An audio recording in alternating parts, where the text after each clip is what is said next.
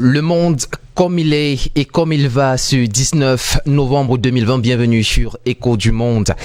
Le plus haut responsable militaire de l'Australie a admis jeudi l'existence de preuves crédibles établissant que ses forces spéciales avaient tué illégalement au moins 39 civils et prisonniers afghans entre 2007 et 2013 et indiqué qu'un procureur spécial pour crimes de guerre a été saisi après avoir pris connaissance des conclusions accablantes de cette enquête menée pendant des années sur l'attitude de l'armée en Afghanistan.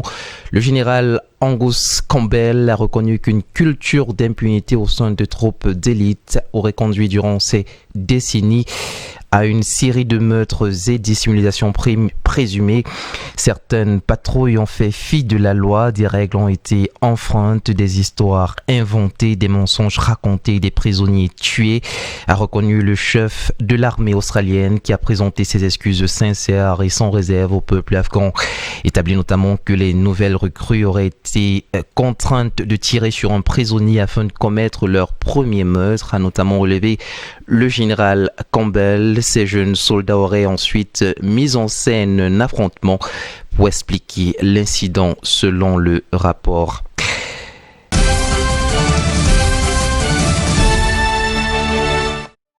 Et puis aux États-Unis, alors que le nombre de décès liés au Covid-19 dépasse la barre des 250 000, New York ferme ses écoles publiques.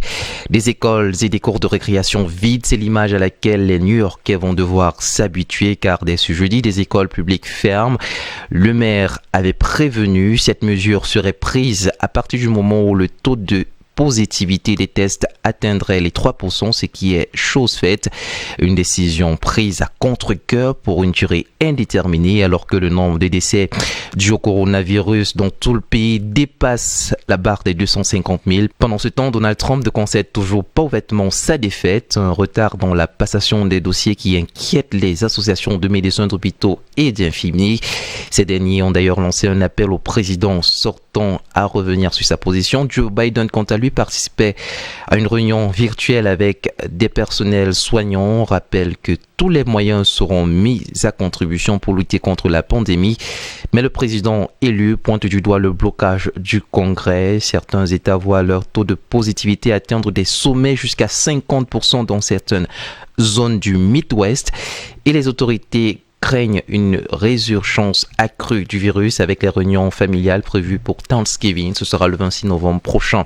L'État de l'Ohio est notamment en train d'intensifier le dépistage et instaure un couvre-feu avec objectif réduire la pression sur les ressources hospitalières.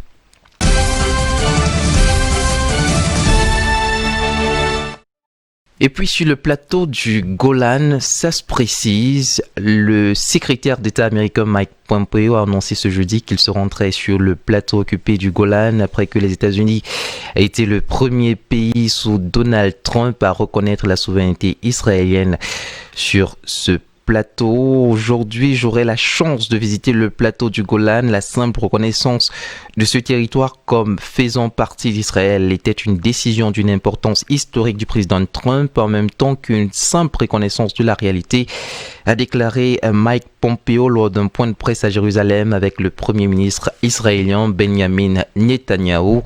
En mars 2019, les États-Unis sont devenus donc le premier pays à reconnaître la souveraineté israélienne sur ce territoire stratégique au carrefour du Liban et de la Syrie, une mesure dénoncée par de nombreux États. Selon la presse israélienne, le secrétaire d'État en tournée d'adieu après la défaite de Donald Trump à la présidentielle pourrait aussi jeudi devenir le premier chef de la diplomatie américaine à visiter une colonie israélienne en Cisjordanie occupée.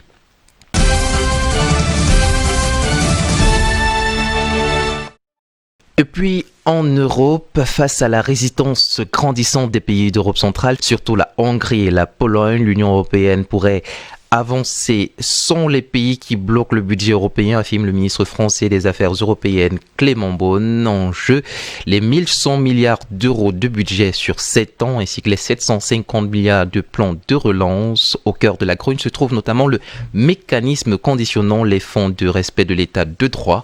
Non seulement la Pologne et la Hongrie continuent de bloquer le budget de l'Union européenne, mais elles ont en outre été rejointes mercredi 18 novembre par la Slovénie qui pourtant était jusqu'ici favorable à son adoption. Le Premier ministre Janez Janša a écrit à Charles Michel, le président du Conseil européen, pour critiquer le mécanisme de l'état de droit, ce mécanisme qui conditionne le versement des fonds européens au respect de l'indépendance de la justice, de la liberté d'enseignement et de la presse, soit le mécanisme qui a provoqué le veto de la Hongrie et de la Pologne. Selon le Premier ministre slovène, ce mécanisme est biaisé car il est sujet à l'appréciation politique et seule une instance judiciaire peut dire ce qu'est l'état de droit. Mais dans le même temps, le Premier ministre hongrois Viktor Orbán a enfin laissé apparaître ce qui pourrait constituer la voie d'une sortie de crise. Il évoque notamment la création d'une possibilité de recours juridique contre la suspension des fonds européens et la mise en place de critères objectifs sur ce qui constitue une violation de l'état de droit. Et c'est avec cette information qu'on clore cette actualité du monde comme il va et comme il est. À très bientôt sur TBS Télévision.